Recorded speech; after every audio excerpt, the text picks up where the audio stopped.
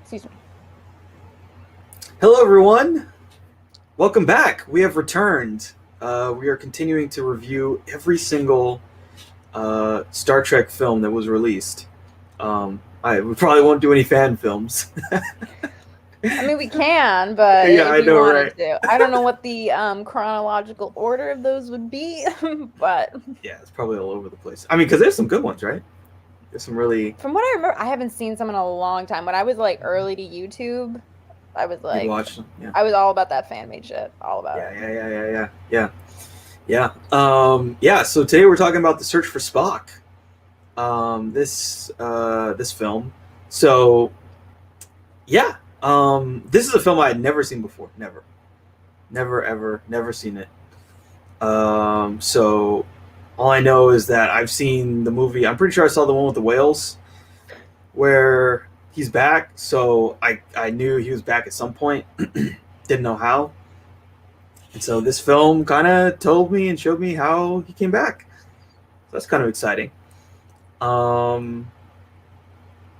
I mean, it's look, we can't not have Spock in Star Trek. Exactly. Right? What the hell was Leonard Nimoy thinking? Just kill him off. You were so wrong, Mr. Nimoy. I love you, but you were so wrong. You know, the thing is too, like the death is really effective. You know, It is very effective. Wrath of Khan is like, it's like primo. It's like some great shit. One of the better, like, really great character sacrificial deaths you'll ever see. Absolutely. But we had gotta then immediately bring him back. Well, not like immediately. I mean, it's a gradual thing. It's a slow burn. Yeah. But yeah, they were just like, "Ah, shit, we need to bring him back. Figure something out." Yeah. So we spend this movie, basically bringing Spock back after a little hiatus. In a really interesting way. Okay, so let's get into the plot here. So the film starts off, and it's, again, like it's playing off that last scene, that scene where he died in Wrath of Khan. So it's like, hey, remember that thing that made you really sad and it was really good? Let's watch that again. We're gonna start the movie with that. Cry. Yeah, let's watch that again. You'll cry again, and then we're gonna see him get shot off onto Genesis, the planet that was created with the technology that Starfleet, what's her name? Marcus. Carol Marcus. Carol Marcus created, and her son, and Kirk's son, David and the Marcuses. So yeah, and we see Spock say, the needs of the many outweigh the needs of the few or the one, and it's like, yeah, this still makes me really sad. Movie. Yep. Makes me really sad. And we see him get shot off, into space, into Genesis, in that little capsule. It's like, okay. And they even, like, kind of at the end of the second movie, they kind of set it up, right? That it's almost, did they know they were going to bring him back? I'm not sure if they did. I don't think at that point when they were filming Wrath of Khan they knew they were going to bring him back, because I don't think they knew if they were going to make another movie necessarily. Spock does do a mind meld with McCoy and tells him to remember, but that could have just been the same kind of thing that happens in Search for Spock, which is, his Katra going into McCoy basically and needing to laying Spock's Katra to rest. So that still could have been like a plot that they were going to follow to tie it off entirely. But because Leonard Nimoy really didn't seem like he wanted to do it. He was fine with directing a movie, but he didn't really seem like, Spock, put the pointy ears away. And then when he saw, I think, the reaction and how much people were moved by it, he was like, oh shit. Yeah. Maybe I made a mistake. Yeah, well, it probably also, I feel like this is a thing. See, what's funny about this kind of stuff is, like, you see these types of patterns and, like, how these franchises work. It's just this stuff is earlier on, because, like, Star Trek is one of the first massive franchises. I mean, basically when the internet was invented, it was people talking about, they made it for, like, internet professors and generals, and then Star Trek was like the third thing that happened on the internet. So Star Trek is like the eternal franchise of human franchise, and so it's just like anything. When you see there's a strong response, you're like, well, yeah, I guess if you write a check that's big enough, I'll come back and I'll do it. True. Because it's the truth of the matter is it's hard to find characters that people actually care about. That's true, and people really, really care about Spock. Like people really care about. People Spock. are hardcore about Spock. Yeah. And so it was like, okay, well, I guess we can do a little Search for Spock movie, and I'll be into it. So anyway, we see that opening. Then it's like, we kind of jump to the present, and the Enterprise is returning home. It looks like the ship's kind of damaged a little bit. Yeah, from the battle with Khan. Yeah. Because this is taking place like directly after. It's right after. Okay, got it. Yeah, because they got pretty messed up. Oh yeah, they got pretty messed up. They need some serious repairs. Limping back to the starbase. Yeah, they limp back. But they're, it's kind of a triumphant return for them. It's like, we did the thing, and blah blah blah, all this stuff, but we got to go home. Kirk's kind of still sad about what happened, which makes pretty sense. Fresh, yeah. His best friend died, and there's nothing he could do. So meanwhile, there's this Klingon warbird, which is like out in space, and they're receiving this transmission from another. It was like a shuttle or something?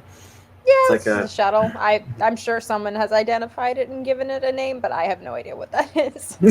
yeah. And so they're out in space. They receive a transmission, and it's about Genesis, and they're like, yes, this is the information we wanted. And then the dude, Christopher Lloyd dude's like, you will be remembered with honor.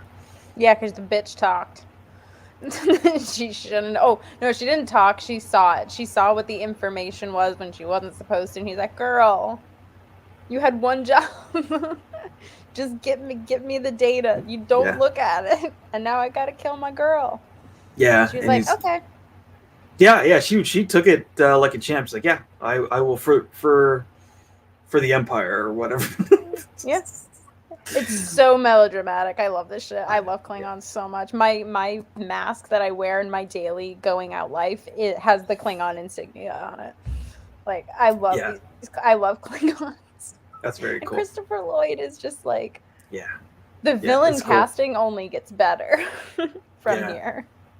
Yeah, it's a really good fun cast. And I like this whole scene with him and like the dog thing or whatever the hell you want to call that thing. That is a I should know this. It has a name. It is a pet that Klingons keep. Yes. Yeah. Oh my god, it's on the tip of my tongue. This is gonna bug me so much. Continue. Let's see if I can find it. Klingon pet. A Targ. I think it's a Targ. If I am wrong and it's not a Targ, I'm gonna be really mad.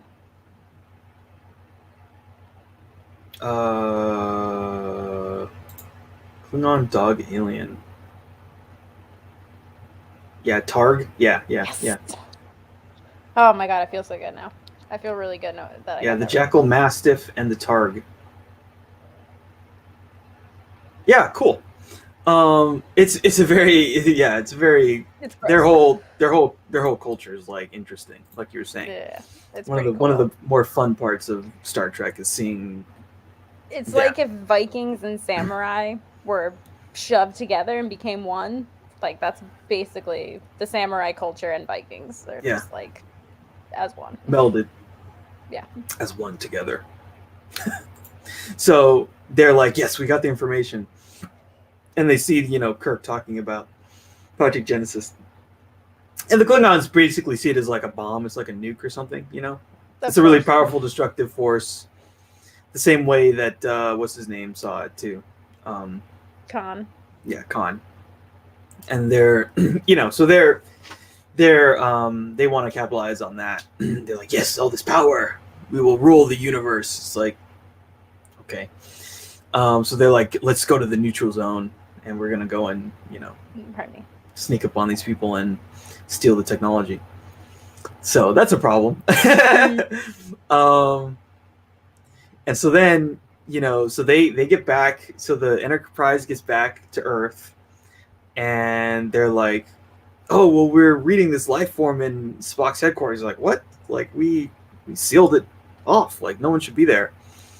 And so, Kirk's like, oh, I'll investigate this myself. Goes in there. It's really dark and ominous, and they, you can like hear someone talking, and it sounds like Spock. Is he there? Did he just come back? Well, no, I mean, but it turns out Bones is there, but he's talking like Spock, and he sounds like him. It's like, what the hell is going on? Jim, help me. You left me on Genesis. It's like, what? Like, Bones, have you lost your mind? Like, maybe he has, or maybe he's gained a mind. He's got some extra marbles knocking around in there. Yeah. I like, he has a line like that later that's really funny. He's like, help me, Jim, take me home. Climb the mountain in Vulcan. Wherever that mountain, Mount something. I cannot remember what it is, but it's like a mountain that you need to Salea, yeah, something like that. Yeah, I think you're right. That's 2 and 2. yeah. No, we should put you on the trivia show. Oh God, no. I know. No. Yeah, and so they're like, something's wrong with McCoy. I think we gotta get him checked out by another I think doctor. you need a doctor. Yeah. You need a second opinion. Yeah. So yeah, he's gonna get checked out. They're back. They have the triumphant return. They're like, oh great, we're so glad that you're back. And Kirk's like, hey, we'd like to after the repairs are done, we'd like to go back to Genesis. Like, there's something that makes us feel like there's some unfinished business. And they're like, no, you can't go back to Genesis. You can't talk about Genesis. Genesis never happened, and so that's like verboten. So it's not happening. But anyway, welcome back. We're happy to have you back, but no, classified with a capital C. Yeah, they said, oh, it's become an incident, and consider it a quarantine and forbidden subject. And so they can't talk about it. They can't go back. They can't do anything. And again, like later on, we see like more of the Klingons. They're figuring out what's happening, and because like again, like I was saying, they have this video of Kirk like talking about the technology in that transmission he sent back to Starfleet. And yeah, this is not this is kind of a problem, and you can see like how this whole thing has become an issue, an intergalactic issue, if you will, because our friendly neighborhood scientists over at Starfleet, they're just trying to do some science, do some cool stuff. Other people see that as basically like a destructive force. And yeah, they want to use it to destroy things, not to, help things. Yeah, exactly. So, and they're continuing to pursue the Genesis weapon, as it were. So then, Kirk has a meeting with Spock's dad, Ambassador Sarek. So, I mean, do we ever often see Spock's mom, or is she alive? Okay. Yeah, Amanda Grayson. She is his mom. She first appeared in Journey to Babel from TOS. It was like it was a big conference thing that was going on, and because Sarek is an ambassador, he came aboard with his wife. And that's when you actually meet Spock's parents for the first time. And there's actually a really cute scene where McCoy is just like, how do you do that Vulcan salute again? And Spock just does it effortlessly. Mm-hmm. And McCoy's just like, yeah, whatever. I don't give a damn, actually. But yeah. But yeah, you do see Spock's mom. She actually does play like a fairly pivotal role in certain aspects of Star Trek.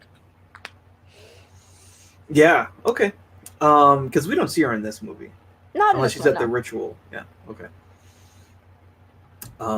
again, yeah, I always think of Winona Ryder in the JJ if Trek. you want to. Anyway, I got love for Winona. I love Winona. Well, they kind of did some things to her in that movie. We'll talk about them. Oh, we'll talk about it. We'll talk about what they did to Amanda Grayson. We'll talk about. There's a lot of things we'll get to talk about there. So, yeah. So, Spock's dad comes and he's like, basically, he kind of knows, like, hey, like, you got to do this thing. He's basically like, you got to do this ritual for him.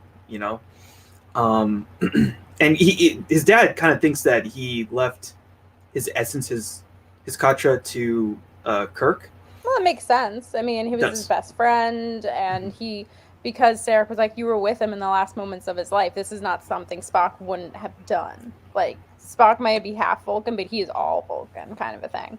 Mm-hmm. And Spock was, and Kirk's just like, no, we were separated. I don't know where your son's soul could be. And obviously that makes Kirk feel like shit, because he's like, I left it undone. Like, I unfinished business, kind of a thing. Like, now my best friend's soul is just like floating around in the ether, like in pain or turmoil or something. And that's something that I also love about this movie, is that it just gives you a little bit more insight into like Vulcan culture and things like that. And they're very spiritual people. They're a very spiritual race, and they take their customs very, very seriously. And I love that. And for such a, tumultuous relationship that Sarek and Spock have throughout the course of the franchise, it just goes to show that like Sarek does care about Spock, especially his soul. Yeah, totally. And so then he does like a mind meld with Kirk, and he's like, oh, I have to investigate and see. And we get more of the emotional stuff, and he's like, oh no, I guess he didn't leave it with you. He must have left it with someone else. Wonder who that could be. Dun, dun, dun. Kirk does some investigating, and he watches a bunch of the tape, and like, again, we watch more of him dying. Exactly. Like, we just keep watching him die. We watch him die again, and then he keeps going back, and then he goes back to when Spock, first he did the Vulcan nerve pinch on McCoy. I don't have time to explain, Doctor. Yes. I have no time for you, Doctor. No more of your silly, your silly, because they're always arguing, right? Like, it feels like every movie they argue at some point, and he's McCoy's like offended by his lack of compassion or something. His logical nature. He's like, oh, no, that's blah blah blah blah blah blah. No, we're over with that. And then we see him do the mind meld with him. Remember. So this is either like a really well done retcon, or I don't know. I mean, it's very, it fits. It works. It's not like they had either way. It worked. It worked in their favor either way. Yeah, totally. And again, like you're saying, this whole, like, I forget the other guy at some point, he says like, oh, I don't believe in the Vulcan mysticism. I guess their commander or whatever, like the guy who's like, oh, you guys can't leave. The admiral. The admiral. Who is basically Kirk's boss. Yeah. So, but this does explore it, and it's really kind of, like you said, it's kind of cool to get some more of that, the Vulcan stuff, and we'll see the things that they do with Spock are kind of interesting in this film. And so, yeah, there's one thing that happens where I have some questions, like, what the hell? I think we're thinking the same thing. We'll talk about it. I was like, what the hell? I mean, in a good way, but it's still, you have questions. And we'll ask those questions, and we'll see what the answers are. So then he's like, okay, it's McCoy. He left his katra with McCoy, and I have to do this thing. I have to, and that's it. That's the path Kirk's on now. I have to get the body back to. I have to get him back to Genesis, and then we have to like complete this ritual. So we gotta find McCoy. So Meanwhile,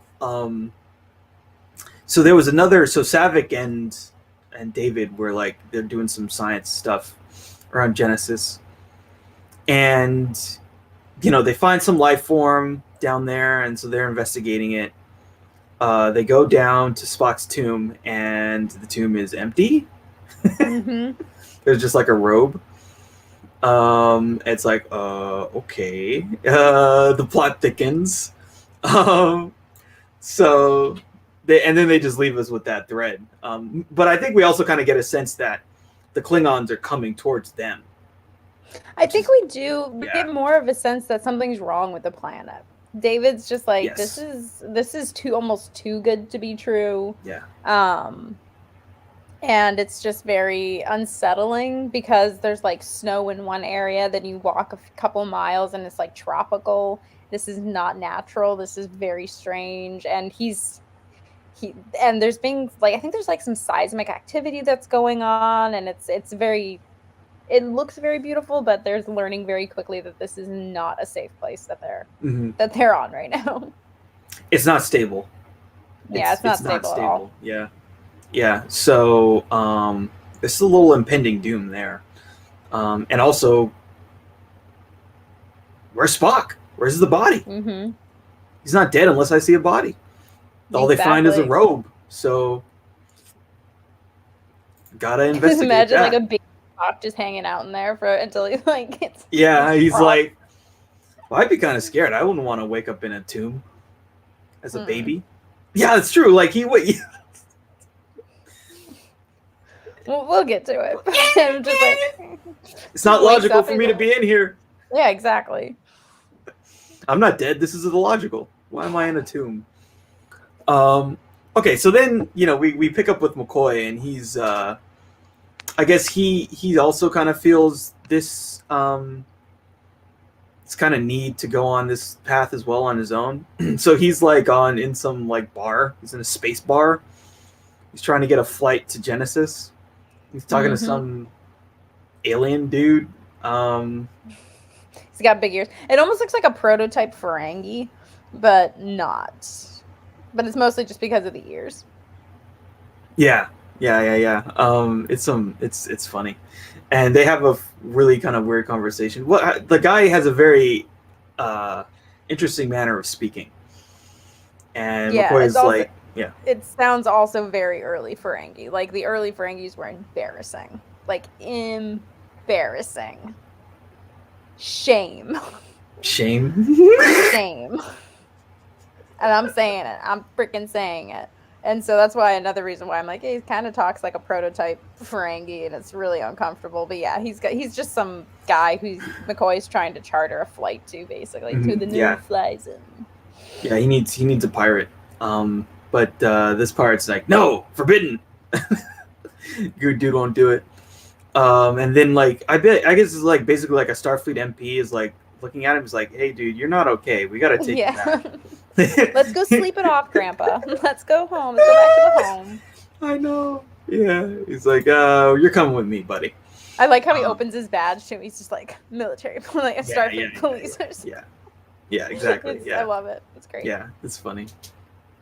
So Kirk and company, they're like, okay, so here's the deal. Here's the plan. We gotta get Bones. We gotta basically we gotta steal the Enterprise, and we gotta get to Genesis. It's like, are you in? And they're like, yeah, we're in. No questions asked. Time for an adventure. And so the first thing they do is they make up the story so they can go find Bones, who's like, in the drunk tank, basically the Starfleet drunk tank. And they go to this thing, and then there's this guy who's talking to Sulu, and he's like, hey, listen to me, Tiny, which is so funny. And then again they take out all these guards. Sulu does his thing. He like takes out this giant dude. He's like, don't call me Tiny. I love it. Yeah, and they take control of the Enterprise. And again, there's this whole thing. What's his name? Scotty did this whole thing where they knew they were going to be pursued by another ship. they disabled their warp drive, so they think that they're, and also like we get all these scenes where they're like, they're basically backing out of the driveway. Yeah, pretty much space dock. But like they have, yeah. But like they keep hitting the button to open the garage door, and the garage door is not opening in time, and it's like, well, we're backing up the car, and unless you open the garage door, we're gonna hit the garage door. At the last moment, it opens. They get out of there, they're flying, and then the other guy's like, okay, we're gonna easily catch them because the ship is still damaged. Yeah, the repairs aren't finished, and they're going to be pursued by the Excelsior, I believe. Excelsior. And I actually really like the captain has you don't really know that much about him or anything like that. I can't even remember the captain's name. But one of the things I love is that when he's just in his cabin filing his nails, he's chilling. Just can't be bothered. Like, my ship's so great. I'm a badass. And they're just like, the Enterprise is leaving. He's like, oh, fuck. It's just great. Yeah. And he carries a baton with him, and I don't know why. I've never seen another captain carry a prop like that before, but I really like it. It just adds these little details to other characters. I'm like, yeah, he's a Starfleet captain. I buy it. He's a little pompous. Totally. When it comes off, yeah. Well, he's got the Excelsior. He's got every reason to be pompous. It kind of reminds me of those old kings and stuff. They would, when they're on a horse, they'd carry a baton or something, or a whipping stick, and they would be very regal. A scepter. So, yeah, exactly. So anyway, so our gang, they get away, of course. They go into warp, and they head towards Genesis. Boom, and then they fly off. Very exciting. Meanwhile. Yeah. So Saavik and David, they find an 8 to 10-year-old Vulcan child, and he's just out there cold, very cold, and they wrap him in his little robe, and it's like, what is it? Oh, it's a regenerated version of Spock. They must have Genesis must have regenerated his cells, but he's rapidly aging, and it's like, okay, well, so they did it. They brought him back. Yeah. I love the captain's reaction. He's like, wait, what? What are you saying? Yeah. What's going on exactly? I love it. It's great. And I think the ship's called the USS Grissom or something like that. Yeah, unfortunately they're not long for this world. No. This group of people, because then the Klingons come out of wherever they were coming, warp or whatever, they decloak and they blow them up. They blow them up. And Christopher Lloyd gets mad because the guy who's targeting to fire the shots, he was I wanted prisoners. He's like, oh, it was a lucky shot. He's like, well, too bad. Pew pew, and he kills him. It's pretty great. He kills his mate. He just kills him, man. Hey man, Klingons, you fuck up and you don't do what your captain wants you to do. There's consequences to that shit. Yeah, there are consequences. And so then Spock, baby Spock, growing baby Spock. I mean, he's quickly, as we're gonna see, he's quickly maturing. Spock, David, and Saavik are now they're on the run, and it's we get some cool stuff. I don't know what's up with this planet. Like you were saying, things are unstable. But there's some stuff that happens where it's going from day to night, and it's really cold, and the environments are all over the place. But they do a really cool job of depicting that. And part of it is because of Spock, because Spock is not, because he's an adolescent and he's going through a lot of changes with himself very rapidly. I think it has something to do with the planet as well. They're kind of one being. So whenever he starts going through another change and his body starts rapidly growing, the planet kind of has some seismic activity that shakes everything up a little bit. And I think that's when David tells Saavik, oh yeah, we used something we shouldn't have. I forget what they used to make Genesis be a thing, basically. But Saavik is you're a dick.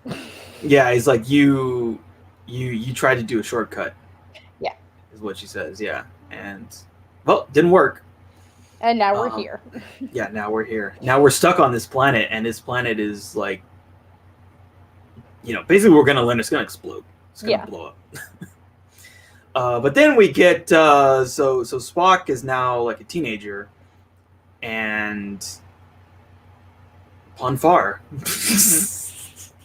Okay, it's gonna be a thing. So what? So all right. So Spock's a teenager. He's got the hormones going. And then Saavik is like talking to him in Vulcan, and she says like, "Oh, Ponfar, do you trust me to do it?" And then they do some kind of ritual thing or something. So what the hell is Ponfar? So Ponfar is basically when a Vulcan reaches sexual maturity, they have to mate every 7 years or they will die. As stated in what was the episode? Amok Time is the episode where it first comes up. Spock has to go home to Vulcan, basically. He's getting super emotional. He's getting super horny. It's a thing. So, yeah, that is what Ponfar is. What seems to be... I don't think they actually have sex, personally, because Vulcans are very touch-sensitive. So when she's doing the thing with the finger, that's basically just to, like, calm him down for a little bit, in my opinion. It's still very weird. I'm still not comfortable entirely with it, because when you actually read more about it, the reason why they wrote Saavik out is because she was supposed to have been pregnant. But they cut most of that because Leonard Nimoy was like, I'm not comfortable with that at all, so cut it. And they just wrote her out of the story, or out of the franchise, really. So yeah, that's basically what goes down, in my opinion, personally. So the plan was to have her be impregnated from this Ponfar? Mating, yes. But because most of it was cut, because Leonard Nimoy was like, I'm not cool with that, we're just going to have it be ambiguous, basically. Oh, that's really wild. Yes, yeah. I'm really glad they didn't go that route, personally. I'm really, really glad, because it's just, I agree with Leonard Nimoy. That's just extremely uncomfortable. Yeah, so teenage Spock would have knocked up Saavik. Yeah, it's gross to think about, personally. Yeah, it's a little strange. But I mean, it's an interesting, this scene. I mean, there's a lot going on. I mean, yeah, there's a lot going on. The baby Spock, who's now exploding into maturity. The planet is exploding too. Yeah, and they're pretty mating. Had we seen so there was like a original series episode where do we see the ritual, them do the ritual? Or is it just like... I don't necessarily remember, honestly. Spock and Kirk have to fight each other to the death at one point. Yeah, is that the one where I remember they're like it's almost like a chessboard or something. They're like on a chessboard and Spock is like kind of dancing. He's almost like dancing. No, I don't think that's the same thing. They have giant weapons and they're fighting in sand, basically. It's very swords and sandals. Spock's fiance or betrothed is there, but for some reason I think she's into Kirk, and Spock is super jealous because of the Ponfar, and then they have to fight to the death, and then she's just like, I'm actually in love with this other dude, I think. I can't remember. It's been a long time since I've seen that episode. There's a lot of stuff going on. Interesting. But for whatever reason, Spock thinking that he kills Kirk makes him not want to do it anymore. I don't know. I don't remember. Yeah, interesting.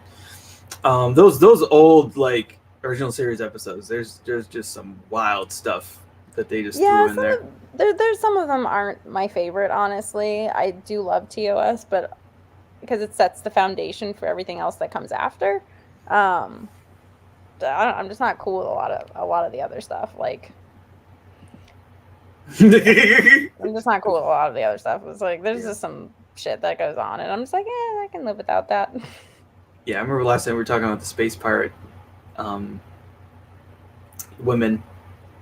Oh, the Orions. Yeah, the Orions. Yeah, the Orions was a whole evolution entirely, and I'm very happy with how they are being presented now, than in TOS or Enterprise, because it was just uncomfortable. It's just like, is nobody else uncomfortable by this, or is it literally just me?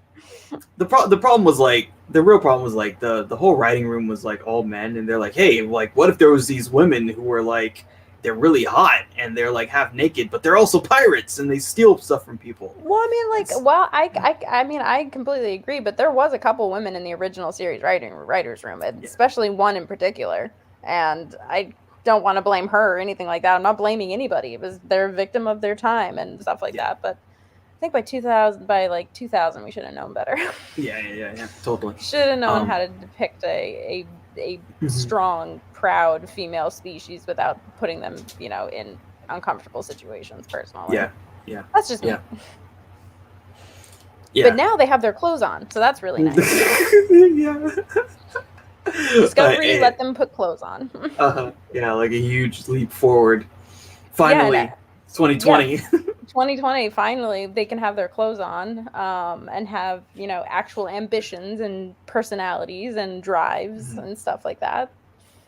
Yeah, and we see one Orion in Star Trek 09. Uhura's. Yeah, but she's in her underwear, so who actually cares about who she is as a person? She's in her underwear. It's the same thing with Kara Marcus. She's in her underwear. Oh, we get an Orion, but she's in her underwear, so woo. Again, just like, okay. Yeah, 2009, you couldn't even have her put her clothes on, and then she gets blown up. Like, it's alluded to. She does get blown. She's on or whatever. It gets blown up. She's on what? I forget what ship that was. Oh, the Farragut. The Farragut. And then, why do I know that? Why do I care? I don't know. Because you're into Star Trek and you love it. I think it's a burden and a curse, and but yeah, like the next time we see the Farragut, like they come out of like an Enterprise comes out of warp, and you see like the ship is destroyed, and they're like, it made some maneuvers. Hey, there's our underwear. Yeah. I think that might also be the scene where we see R2-D2. Honestly. Ugh. Because the director's like, I just got to make it apparent, what I really want to do. I don't think fans understood just how hot Orions were. So we need to make them hotter. Yeah. How do we do that? Well, they've already been half naked before. Let's have her laying down and she's half naked. Yeah, like a full spread, like, hello. Gross. Fuck you, Katie. Yeah, because she was banging Kirk, right? That was the whole thing. She was banging Kirk, and then Uhura came back, and he's hiding under the bed. Oh, I'm banging your roommate, but can I come on to you in the process? It's like, ew, you're such a gross, nasty freaking man. Ew. Yeah, and this is the and that's Kirk, right? Like that's the Kirk of this universe, He's our guy. We're supposed to love him immediately. I do not. Anyway, it's always fun. So, all right, so we're searching for Spock, but we found him, and then they mated, but we're just gonna not really talk about that. So anyway, the next day they wake up after they've done Punfar, and they get captured by the Vulcans. They come down there and they get them. They get the three of them. So that's bad. And so, Kirk and the crew, they show up at Genesis, and something's kind of off. Because I feel like they know the shuttle's supposed to be there, but they can't hail anybody. No one's answering. They can't locate anybody. Yeah, so they're like, something's wrong here. And so there's kind of a cat and mouse that happens between the Vulcan ship and the Enterprise. They're like, basically Kirk's like, okay, I know something's up, and I have my suspicions. So then, they're like, basically they can tell that the Vulcan ship is there because they can tell that the cloaking device, there's a distortion whenever it's visually present. And Kirk's like, okay, so let's just wait, and then they have to decloak before they can shoot at us. So right when they decloak, fire on him, fire in that direction, and we'll be able to hit him. So the plan kind of works. They did the Warbird decloaks and they fire on it, but it doesn't totally disable them. And so then the Klingons fire back on them, and then both ships get disabled. And so then, was this guy's Commander Krug or Krug? Something like that? Krug. Like Kruger. Christopher Lloyd. Yeah, Christopher Lloyd's basically gives him an ultimatum. Okay, look, you surrender your ship, or I'm gonna kill these prisoners. I have 3 prisoners, and it's Saavik, David, and Baby Spock. And Saavik basically tells Kirk what the deal is. And then Christopher Lloyd's like, okay, just kill one of them. I don't care who, kill him. And then the dude gets out his knife and he's like about to strike someone, and then David like gets into a fight with this dude, wrestles with him a little bit. He shows he's Kirk's son. Yeah, he shows he's Kirk's son, and it's just so abundantly tragic. Yeah, and he gets stabbed. He gets stabbed to death, which sucks. That really sucks. Oh, that breaks my heart every time. Kirk is Saavik's like, David is dead. And Kirk is messed up. He's like, you Klingon bastard, you killed my son, is what he says. And then he surrenders. It's like, yeah, okay, I'll do what you say. Because, like, yeah, it sucks. Because, like, they finally kind of came together, and now he's dead. Yeah. And he's not coming back. He's not Spock. Unfortunately. No. Oh, this is a character that dies and stays dead. Yeah. Yeah, it's really sad because they finally have this opportunity to get to know each other and to have some kind of a relationship with one another, and it's just like brutally taken away. And it's so awful. And Kirk is powerless. It's another situation where he can't save someone that he cares about, and it's just like, it's the only kid he'll ever have. That was his one shot. And it's not even really Kirk's fault or anything like that. David was the one who, threw himself into it and had to have known there was a possibility he wasn't going to win against a freaking Klingon warrior.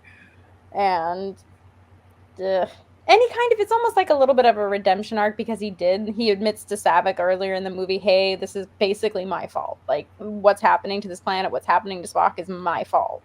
And, she kind of just like, well, yeah, it is. And he kind of redeems himself a little bit by, like, because I think the Klingon was going to kill Saavik. I think he was going for her. I don't think he was going for David. Yeah, it seemed like that's what was going to happen, and he intervenes and saves her, and he could have killed baby Spock. Yeah, that would have been totally unforgivable.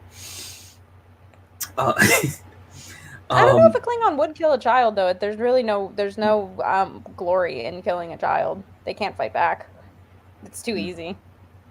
Yeah. I mean, maybe he would have. I mean, I'm not saying every Klingon is perfect and follows the code of conduct that other Klingons follow, but it just seems like kind of like a Klingon likes a fight. You know what I mean? And a child can't fight back against a Klingon, for God's sakes. So. Yeah. So Kirk is trying to figure out what to do. He's got to have a plan to do this whole thing. You can't just give him the ship. Can't just give him Genesis. So Kirk activates the self-destruct sequence for the Enterprise. So Kirk, Scotty, and what's his name? Sulu. Who are the three that have to activate the self-destruct sequence? There's three of them. I forget the third. The three commanding officers. So you would need Scotty, Kirk, and Chekhov. Yeah. Mm-hmm. Yeah, each one of them has to basically talk to Siri and say, yeah, Siri, self-destruct. I wish I could do that with my iPhone, honestly. It would be pretty cool. It'd be pretty cool. I feel like they'd be it just wipes itself completely. Yeah. Restore to factory settings. Yeah. Siri, restore it to default settings. Mm-hmm. Okay, it's like you have to say like three different things. This is my fingerprint, this is my eye print, this is my passcode. Yeah, exactly. This is my blood type. I mean, you have to give your blood type now for your Apple ID. No, I'm kidding. I was gonna say, really? Shit, I don't even know. I honestly don't know my blood type. Anyway, so yeah, they're gonna blow up the ship. That's their plan, and it's gonna do the thing that they want. So they get beamed down to Genesis, and the Klingons get onto the ship, and they're like, "There's no one here. There's no one here." But the ship's talking. It's like, what do you mean it's? I love that the ship's computer's talking, and it's like, what do you mean it's talking? Yeah, it's talking. It's like, let me hear what it's saying. 10, 9, 8, 7. He's like, get the hell out of there. It's too late. It just blows up. It's great. Blows up and they all die. This is like, so Ryan watched parts of these movies with me, and like when this happened and it blew up, he just chuckled and said, "Ha, losers." Yeah, I mean, they got him. They got. Yep, they got. Yeah. Sorry, Doc Brown. Yeah, Doc Brown. Yeah. They got Great Scott, they got destroyed. Mm-hmm. So yeah, and the planet, like you said, the planet's unstable, and it's like you said, it's like kind of mimicking Spock. At this point, Spock is like, you know, I mean, he's rapidly going through maturity, and there's some point where he just like goes kind of wild and starts beating up one of these Vulcan dudes. Yeah, because that's another thing about the Pon farr thing too, is that Vulcans, if she hadn't done what she did, Vulcans get extremely aggressive.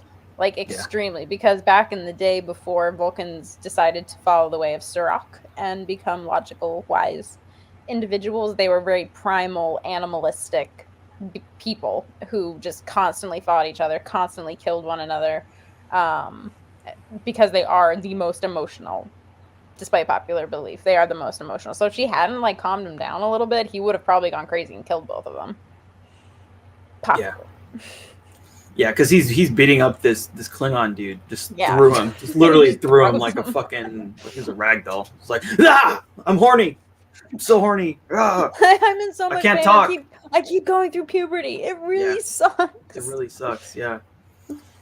So baby Spock is not happy. And so then, you know, our team of guys, they find the two of them, and they take out the Klingon dude, and they're like, oh my god, it is Spock. He's, you know, that's him, but he's a little baby.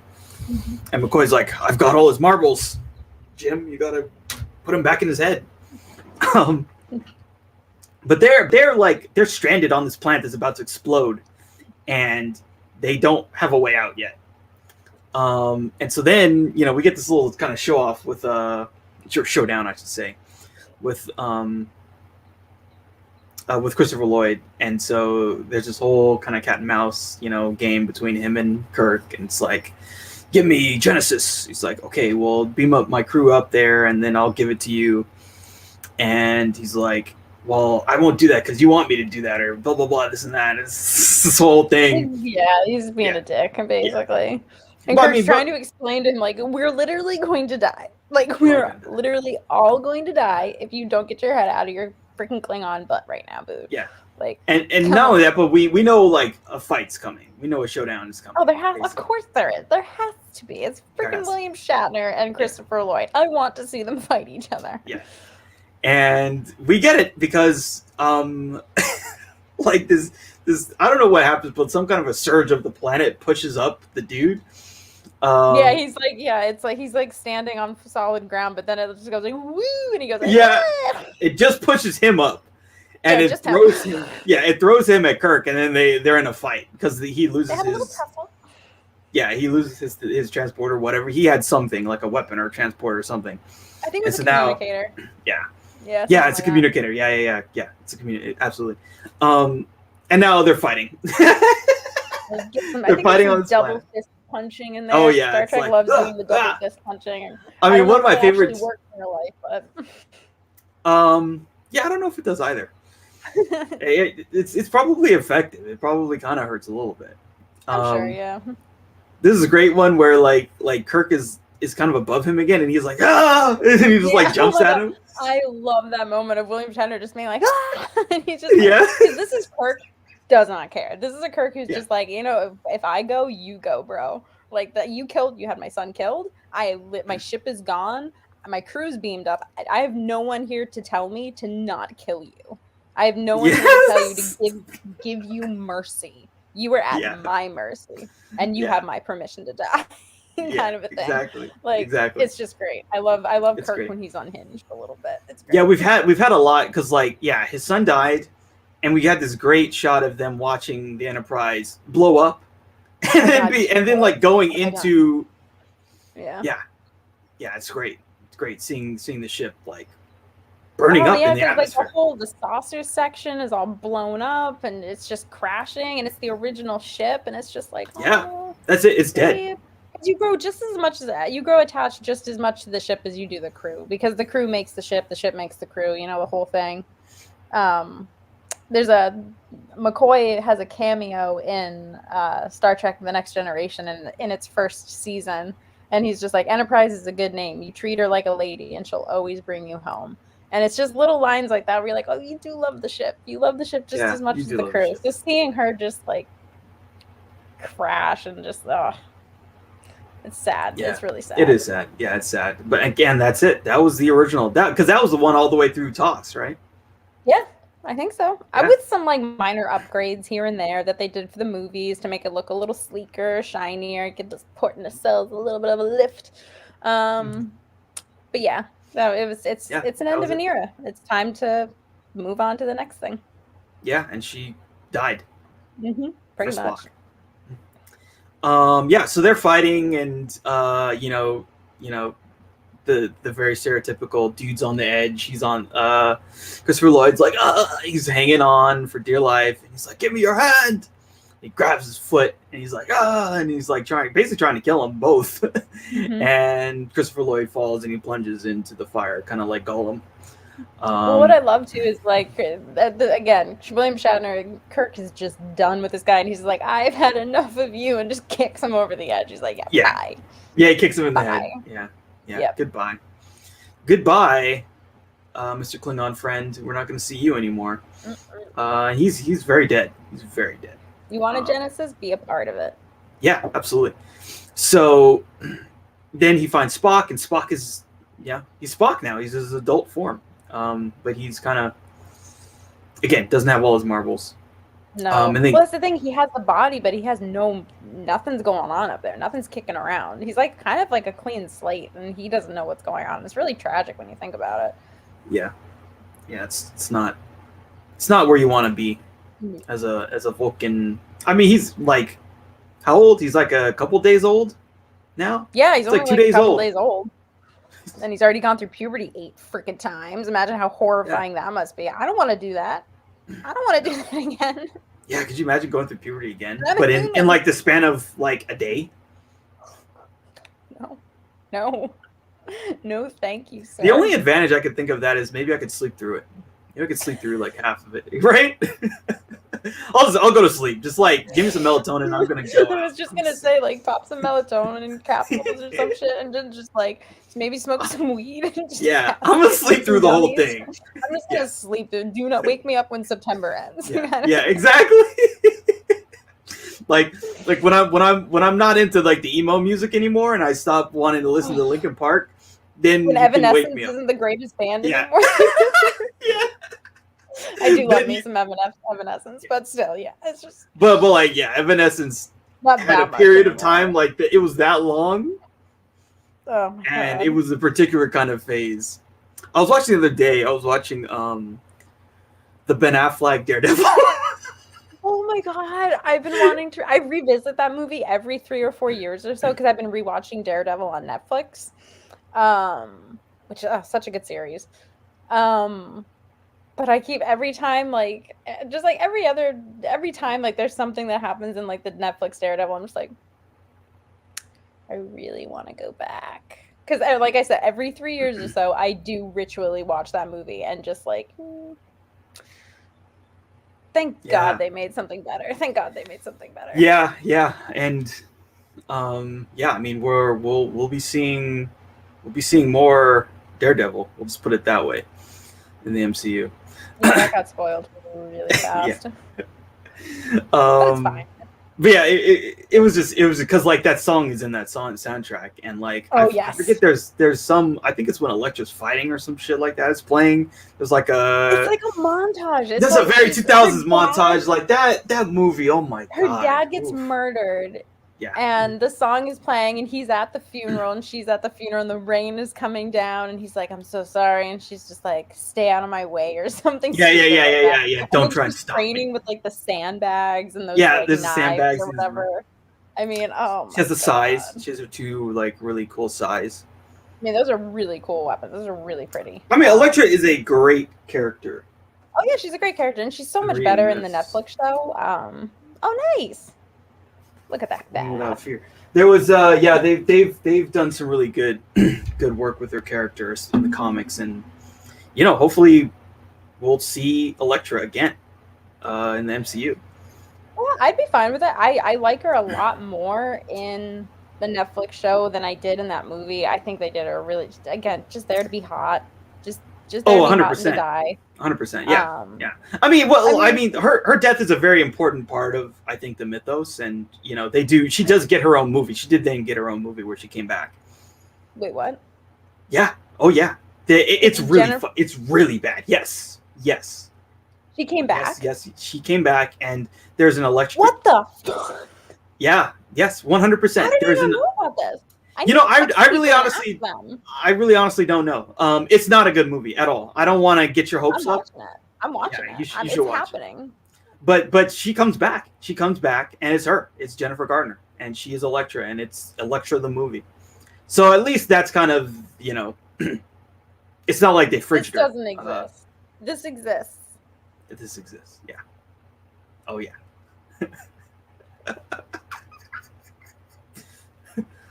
Hold on a second. Wow. Sorry, peeps who tuned in just to watch something about Star Trek, but my mind is literally exploding right now, like the tsunami that just happened there. Let me see if I can. Gotta get some proof of life here. Like sickeningly, like weirdly, morbidly excited. I know. Yeah. It's a whole thing. Well, she was really popular in that show. I never watched Alias. But that's where she got like her big break, basically. Yeah, I mean that's basically why they cast her. They're like, hey, let's get the chick from Alias, and let me share my screen real quick, and I'll show you.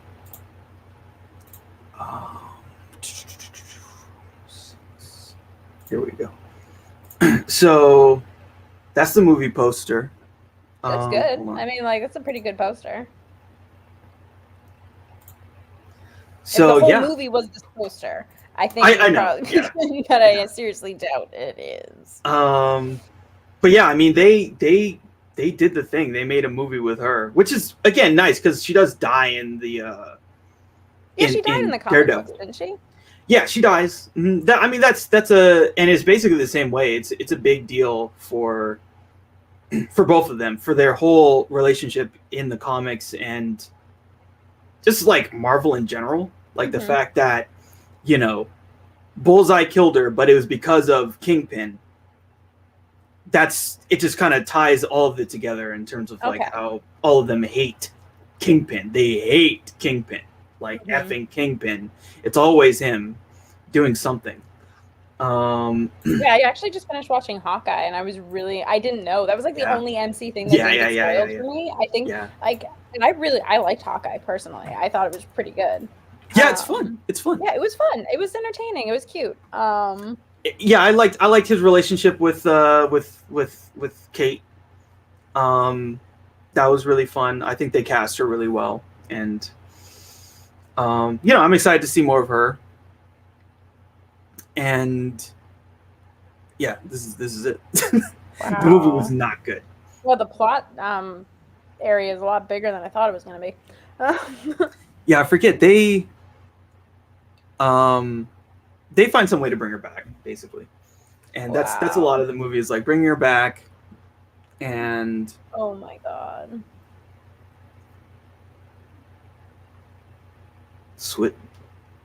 yeah, this is very 2000s. It's very 2000s. Anyway, well, I know what I'm doing with my extra day off on Monday. Yeah, that's the next thing that you get to load up in the queue. I wonder where it's at.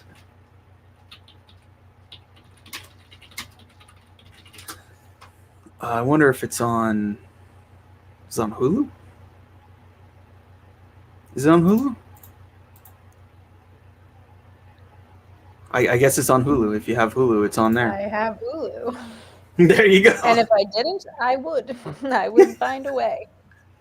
Yeah. Wow. So I think it's on Hulu. All right. So Monday morning, Daredevil. Monday afternoon, Elektra. Yeah, I am very excited. I saw this really funny post where someone was like, they were basically they showed this basically they were saying like they don't the things that they used to do in comic book movies that they don't do was these like the suit up montage. God, the suit up montage. And they were like, you know, I think they should bring it back. And the example they gave was the one from Daredevil, which is good. I will say that montage was very good, where he's like doing his whole thing. And like the best part is he does this thing where he's like doing some ninja shit. Like that's the best part. And I'm like, okay, now I want to watch this movie. Or at least skim through parts of it. And yeah, I mean there's some cool stuff in it. And you know, look, Ben Affleck ends up playing Batman.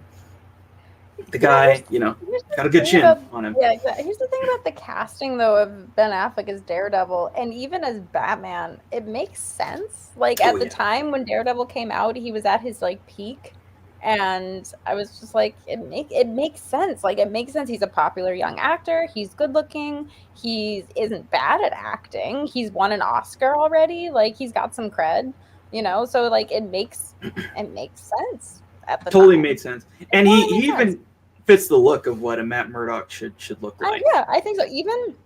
Even Charlie Cox has like that. He doesn't look like Ben Affleck, but they have the only difference is that Charlie Cox is shorter, which I actually like more for the character, that he's a shorter guy. I think we should have some more short superheroes, in my opinion. Some average height dudes, because not everyone is Chris Hemsworth.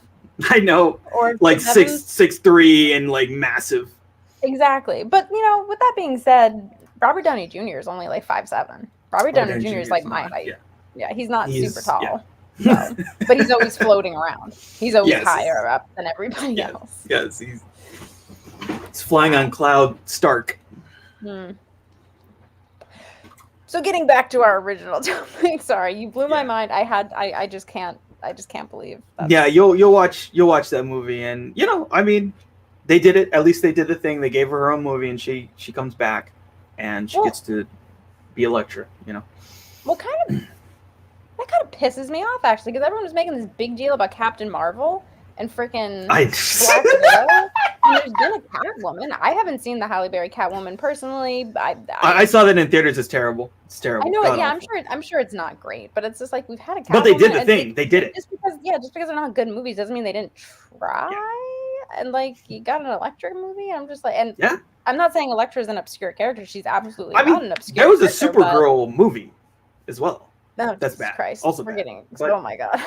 You know, they tried. They were doing these things. You know, at least they were trying. That's all I can say. They're bad. Yeah, I mean, this Elektra movie it's a thing, and it's basically. Oh my god! I don't know. Like it. I feel like this was Sony, right? Wasn't this Sony? Oh, it had to have been Sony. So I'm sure that on some level they had an idea of like, we're gonna have Spider-Man interact with these characters. I'm sure that was the plan. Oh no, this was Fox. Oh, this is a Fox movie.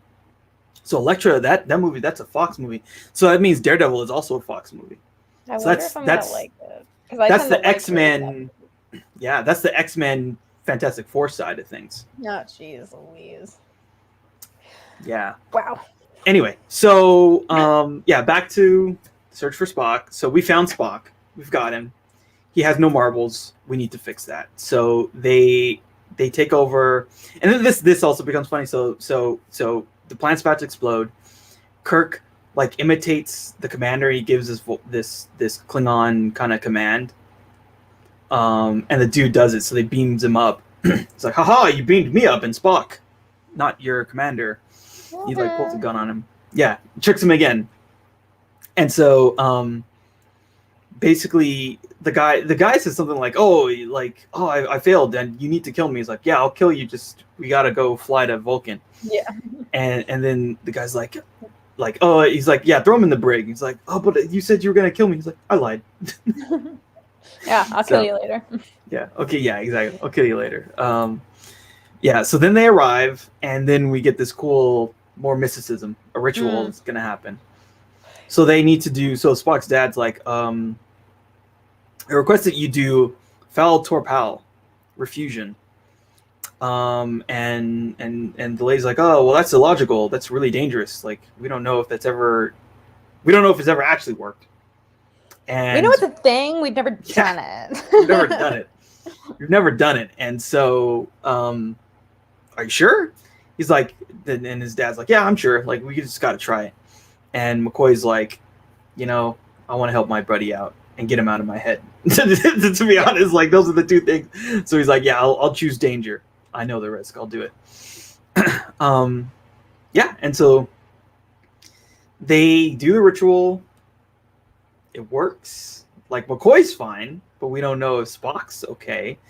And he's kind of like meandering around, and then he's like, wait a second. And he looks at everyone, all the crew, and he looks at Kirk. He's like, yeah, it just, he starts to like kind of come back.